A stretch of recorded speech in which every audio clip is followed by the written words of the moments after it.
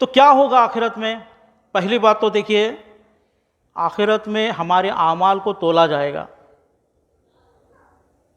جس کے اعمال اچھے ہوں گے، وزنی ہوں گے، اس کو ایک جزا ملے گی، اور جس کے اعمال ہلکے ہوں گے اس کو وہ سزا ملے گی.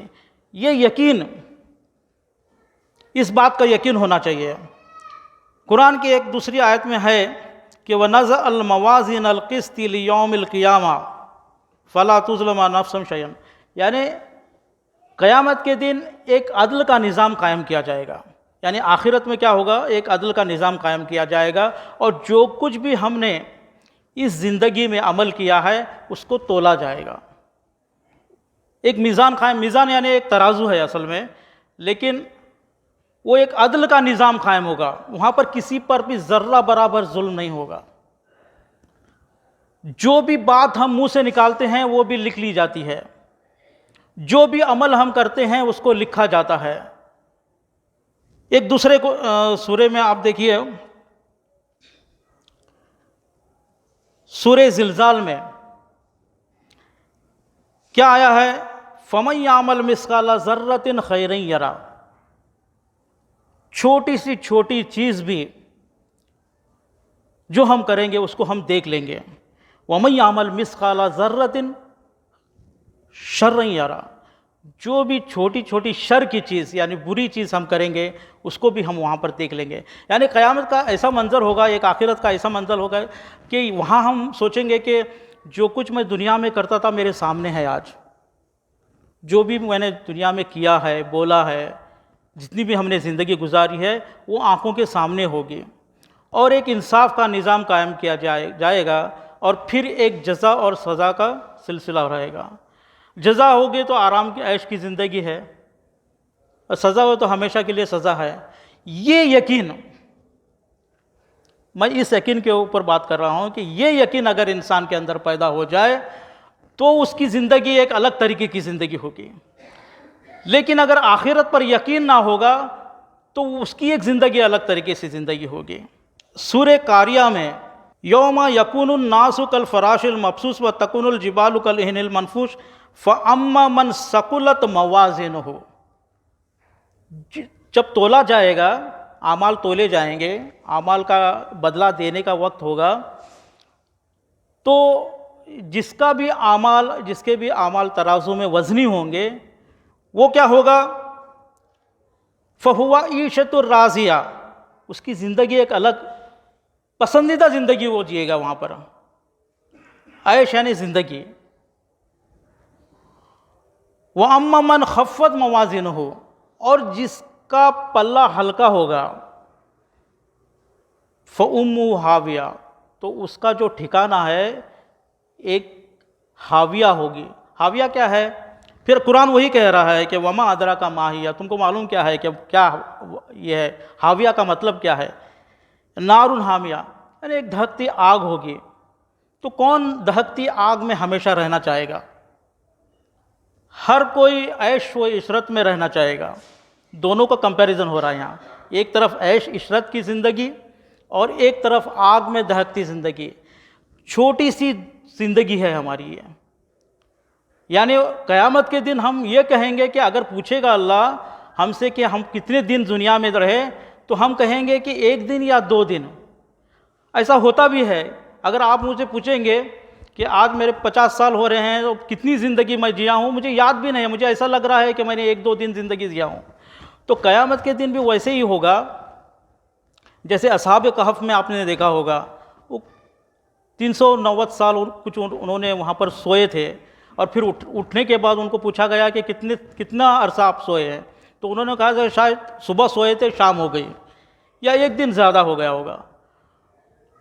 تو اتنی سی زندگی کا جو اجر ہوگا، اتنی سی زندگی کا جو صلہ ہوگا، وہ ہمیشہ کا عیش یا ہمیشہ کی آگ.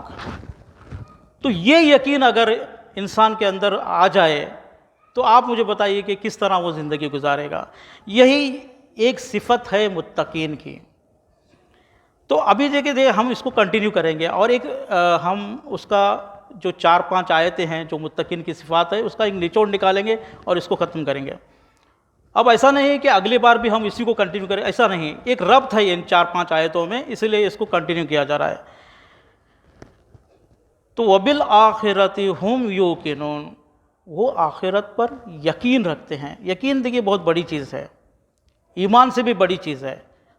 مولا علی فرماتے تھے کہ یقین کا مقام جو مجھے حاصل ہے اس میں ترقی اور اضافے کی گنجائش نہیں، یعنی ان کا جو یقین ہے اس میں کوئی اور اضافہ ہو ہی نہیں سکتا، لیکن ہمارا یقین کو اضافہ کرنے کے لیے اس طریقے سے قرآن سننا پڑے گا، آیتیں سننا پڑے گی، بہت سے کام کرنا پڑے گا، بہت سے علم حاصل کرنا پڑے گا، تبھی جا کر اس یقین میں ترقی آتے رہے گی۔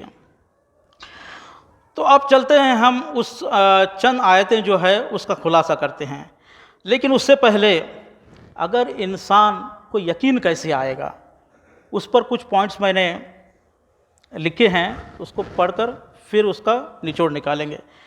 اگر انسان کو یہ یقین آ جائے کہ آخرت ایک ہے جس میں ہم کو سزا ملے گی، انسان سمجھ جائے گا کہ وہ عبث نہیں پیدا کیا گیا، یعنی وہ بیکار یہاں پر صرف دن ہو رہے ہیں، رات ہو رہے ہیں، کھا رہے ہیں، پی رہے ہیں، اور یہ صرف بیکار کی زندگی نہیں ہے، بلکہ اس زندگی کا ایک مقصد ہے، اور انسان عبث نہیں پیدا کیا گیا، عبث یعنی بیکار نہیں پیدا کیا، بلکہ اس کا ایک مقصد ہے، اس مقصد سے انسان زندگی گزارے، اور اس کا مقصد، سب سے بڑا مقصد اس کا یہی ہونا چاہیے کہ مجھے اس زندگی میں وہ کام کرنا ہے کہ مجھے آخرت میں جنت حاصل کرے، کیونکہ قرآن کہتا ہے فَمَنْ زُحْزِحَ عَنِ النَّارِ وَادْخَلَ الْجَنَّةَ فَقَدْ فَازَ، جو آگ سے بچا لیا گیا اور جنت میں ڈالا گیا وہی کامیاب ہے، باقی سب ناکامیاب۔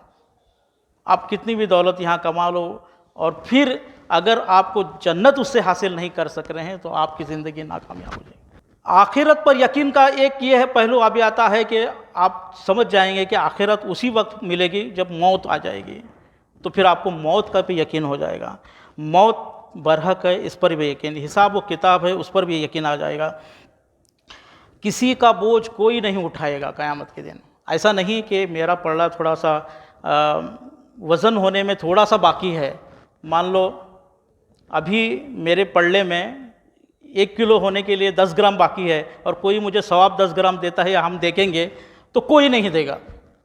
اس کے اوپر بھی قرآن کی آیت ہے، شاید میں نے لکھی ہے یہاں پر، ہاں، ولا سورہ فاطر کی 18ویں آیت، ولا تزیر وزرۃ اخری، کوئی کسی کا بوجھ نہیں اٹھائے گا۔ وَإِن تَدْعُ مُثْقَلَةٌ إِلَىٰ حِمْلِهَا لا يحمل منہ شیء ولو کان ذا قربیٰ، یعنی قرابت دار بھی ہو، تمہارے رشتہ دار ہی ہو، چاہے دنیا میں وہ تمہارے لیے جان دینے کے لیے تیار ہوا ہوگا، لیکن آخرت میں وہ 1 گرام بھی آپ کے ترازو میں ڈالنے کے لیے تیار نہیں ہوگا۔ یہ منظر ہوگا قیامت کے دن۔ خیر، اس کے بعد یہ بھی یقین ہونا چاہیے کہ ذرہ ذرہ جو ہے وہ سیو ہے اللہ کے کیمرے میں، وہ سیو ہے، اس کو اللہ اس دن لے کر آئے گا۔ اس چیز کو ہم آج اچھی طرح سمجھ سکتے ہیں۔ دیکھیں ہر جگہ کیمرے لگے ہوتے ہیں، اگر کچھ پرابلم ہوتا ہے تو اس کیمرے میں واپس ریوائنڈ کر کے ہم لوگ دیکھ دیتے ہیں، تو اسی طرح ہماری لائف جو ہے وہ ریوائنڈ ہو کے ہم کو دکھائی جائے گی۔ پل صراط ہے، جنت جہنم ہے، یہ سب چیزیں آخرت کی یقین کے لیے یہ بہت ضروری ہے، اور آخرت میں ایک نتیجہ جنت یا جہنم۔ تو ہم لوگ تو کیا ہے، ہم لوگوں کو خاص کر شیعہ لوگوں کو تو جنت دکھائی جاتی ہے مجالسوں میں وغیرہ، اسی لیے ہم اس کے اوپر زیادہ نہیں دھیان دیتے۔ ایسا نہیں ہے، بلکہ مومن وہ ہے جو خوف اور جنت کے شوق میں اور جہنم کے خوف میں زندگی گزارتا ہے، انہی دونوں کے مابین زندگی گزارتا ہے، اس کے اندر دونوں چیز ہونا چاہیے۔ اگر ہمارے اندر سے جہنم کا خوف نکال دیا جا رہا ہے تو کہیں نہ کہیں پھر ہمارے اعمال غلط راستے پر بھی جا سکتے ہیں۔ تو ابھی ہماری یہ جو آیتیں ہیں، ایک ربط تھا وہ ختم ہوا ہے، تو یہاں پر میں واپس اس کو ایک نتیجہ آپ کے اوپر دے کر میں ختم کر رہا ہوں اپنی بات، شاید دیر ہوئی آج۔ بسم اللہ الرحمن الرحیم، یہاں سے شروع ہوا تھا، الف لام میم ذالک الکتاب لا ریب فیہ ھدی للمتقین، کہ یہ جو کتاب ہے ہدایت کرتے ہیں متقین کو۔ کون متقین؟ الذین یؤمنون بالغیب، गैब पर ईमान रखते हैं, वो युकीमून सलात, और सलात नमाज को कायम करते हैं, वो मिम्मा रज़क़नाहुम युनफ़िकून, और जो अल्लाह ने उनको दिया है उसमें से खर्च करते हैं, वल्लज़ीना युमिनूना बिमा उनज़िला इलैका वमा उनज़िला मिन क़ब्लिक, और जो पहले और अभी जो अल्लाह ने नाजिल किया उस पर भी ईमान रखते हैं, वबिल आखिरति हुम यूक़िनून, और आखिरत पर भी यकीन रखते हैं। इसके अंदर ना 5 चीज़ें हैं, 5 चीज़ें। आप देखिए इस तरीके से गौर करने की ज़रूरत है। अल्लाह खुद कहता है कि तुम कुरान के अंदर तदब्बुर करो। इसके अंदर 5 ये आयतें हैं जो पढ़ी हैं 3-4 हफ्तों से हमने, उसमें 5 चीज़ें हमने देखी है। एक है ईमान बिल गैब, दूसरा है नमाज कायम करना, तीसरा है अल्लाह की राह में खर्च करना, और चौथा जो कुछ अल्लाह ने नाजिल किया है उस पर ईमान रहना, और फिर आखिरत पर यकीन रखना।